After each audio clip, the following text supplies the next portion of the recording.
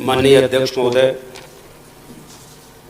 अभी माननीय सदस्य सभी सदस्यों से निवेदन है कि कृपया आप अपने विषय 5 मिनट में समाप्त करेंगे ताकि अन्य सदस्यों को भी अवसर मिल सके। कहा था माननीय महामहिम राज्यपाल जी का जो अभिभाषण है ये 5 वर्ष का आईना है, तो इसमें जो कुछ है वो 5 वर्ष के हिसाब से ही चर्चा करेंगे।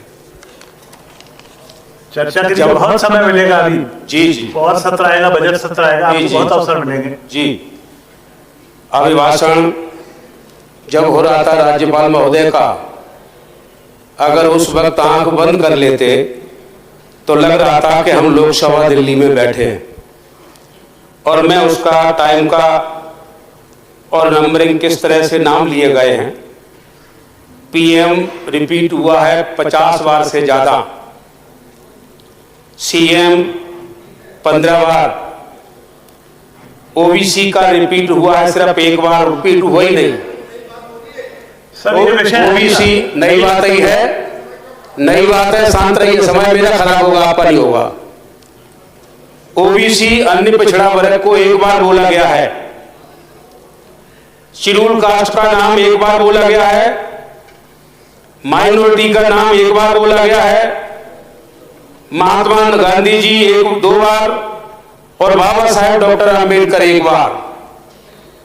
बाबा साहेब डॉक्टर आम्बेडकर की चर्चा यहाँ कई बार हो चुकी, हमने फोटो लगाए, हमने चित्र लगाए।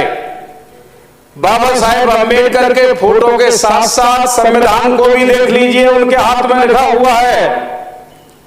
संविधान को पढ़ाने की अध्यक्ष महोदय कि आरक्षण के ऊपर जब भी चर्चा करते हैं, संविधान पर चर्चा करते हैं, एक बार आरक्षण को समझ लें पहले संविधान के नजरिए से, और अपने माननीय सदस्यों से आप कहें कि संविधान भी रखें और पढ़ें, क्योंकि आरक्षण कोई भीख नहीं है। आरक्षण की जो पृष्ठभूमि है उसको पढ़ करके चर्चा करें, फोटो लगाने से ही पेट नहीं भरेगा। आरक्षण विषयांतर कर रहे हैं, विषय ही है ये, मैं उसी के अंदर बोल रहा हूं। ओबीसी बाबा साहेब अम्बेडकर ने संविधान में लिखा, भारतीय संविधान भाग 16 अनुच्छेद 340 और अन्य, इसमें माननीय राहुल जी ने खुद कहा कि जिसकी जितनी संख्या भारी उसकी उतनी हिस्सेदारी होनी चाहिए, लेकिन यह हिस्सेदारी छोड़िए, नाम भी नहीं लिया जा रहा। तो बाबा साहेब अम्बेडकर जब कह गए तो भले ही महामहिम राज्यपाल ना भी कहें तो भी हम हक अपना लेकर रहेंगे, और हम आपको बताना चाहते यही नहीं है। इसके आगे मैं रिपीट नहीं करना चाहता हूं, लाडली लक्ष्मी योजना का रिपीट नहीं, नाम ही नहीं लिया। एक बड़ा विषय है जो किसानों के लिए सरदर्द बना हुआ है, वो है आवारा पशु।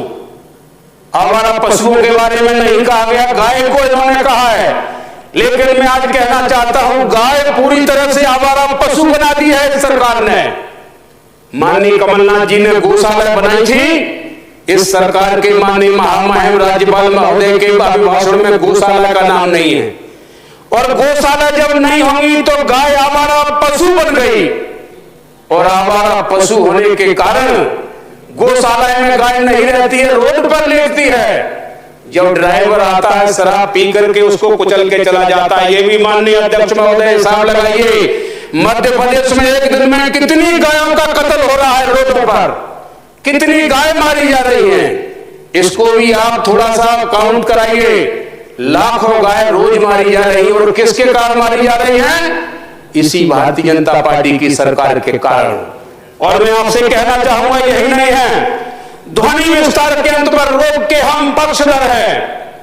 मैं ये कहूंगा क्योंकि ध्वनि प्रदूषण पर रोक लगनी चाहिए, लेकिन सरकार का जो अंदाज है, सरकार की जो नीति है, वो प्रदूषण पर रोक ही नहीं है, वो मुसलमानों की मस्जिद का प्रदूषण दिखाई दे रहा है उन्हें, और कोई दिखाई नहीं देता है।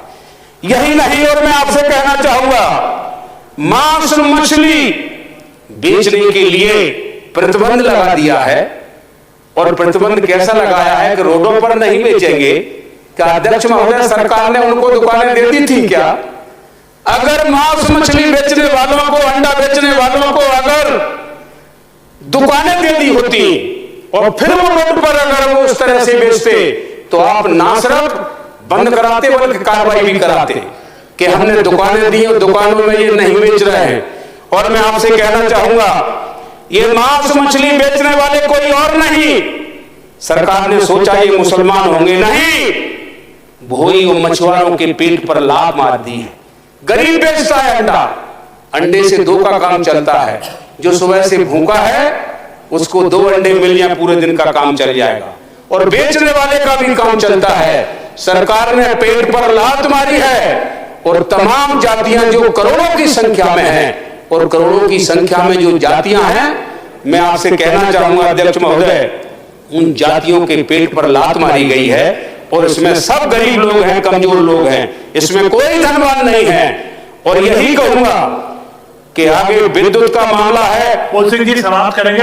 है ज्योति योजना, हो गए, फूल सिंह जी समाप्त करेंगे। एक लाइन रह गई, मैं उसको पढ़ करके आप बंद कर दूंगा। 100 यूनिट बिजली 100 रुपए का बिल दिया जा रहा है और 1 करोड़ 3 लाख उपभोक्ता प्रतिमाह इससे लाभ ले रहे हैं। ये सब झूठी योजना है। और मैं आपसे कहना चाहूंगा, जो भाषण देने वाले हैं कि घर घर हम खुशहाली पहुंचाएंगे, SC ST और माइनॉरिटी, और मैं आपसे कहूंगा पिछड़ा वर्ग, इनके लिए इनकी जनसंख्या है इस देश में, संख्या में गिनना चाहता हूं, 6743 जातियों के घरों में खुशहाली अगर आई है तो बाबा साहेब अम्बेडकर ने संविधान में आरक्षण नहीं दिया होता, न इनके चेहरों में चमक होती, न पेट में दाना होता। और उसी बाबा साहेब अम्बेडकर का नाम नहीं लिया गया है। मैं बाबा साहब का सम्मान करते हुए उनका नाम लेकर के बंद कर रहा हूं। जय भीम। धन्यवाद फूल सिंह जी। माननीय अध्यक्ष महोदय जी, माननीय अध्यक्ष महोदय जी, अभी जो मैंने बात सुनी है, जो कही गई थी कि आरक्षण पड़ा, हमारी सरकार ने आरक्षण पड़ा भी है और उसको लागू भी किया, मगर कांग्रेस के नेतृत्व द्वारा आरक्षण की बात की गई है, दो बार आरक्षण दिया कैसे जाता है, यही अध्यक्ष महोदय आरक्षण की पृष्ठभूमि पूछिए, आरक्षण किसको दिया जाता है और क्यों दिया जाता है।